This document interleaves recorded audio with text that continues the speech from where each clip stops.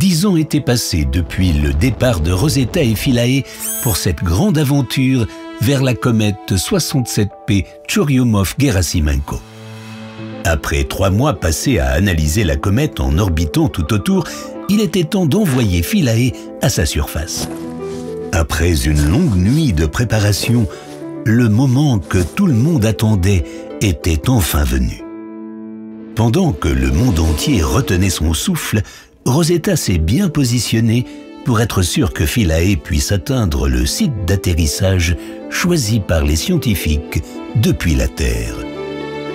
Philae et Rosetta étaient tristes de se séparer, mais exaltés aussi parce que c'est bien ce qu'ils attendaient depuis si longtemps.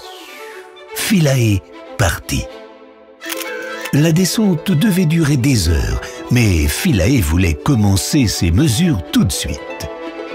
Il put bientôt voir la surface dans ses moindres détails. Et le moment dont il avait tant rêvé arrivait enfin. Il avait atteint la surface de la comète. Mais ses harpons ne se déclenchèrent pas. Après quelques minutes, Philae comprit qu'il ne pourrait pas souffler tout de suite. Il décolla à nouveau. Philae avait peur. Il risquait de voler et de dériver jusqu'à perdre la comète de vue, ce qui n'était pas prévu. Mais il redescendit à nouveau.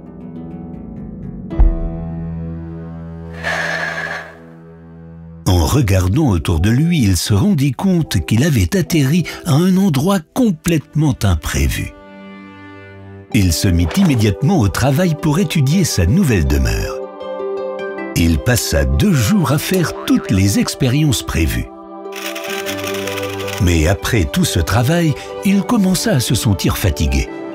Il s'assura donc d'avoir retransmis à Rosetta toutes les données qu'il avait collectées. Quand le soleil se coucha sur la demeure de Philae, il tomba dans un profond sommeil, rassuré d'avoir bien fait son travail. La famille des chasseurs héroïques de comètes serait fière de ce qu'il avait accompli. Et qui sait, peut-être qu'un jour, assez de soleil parviendrait jusqu'à son nouveau site d'atterrissage et le réveillerait.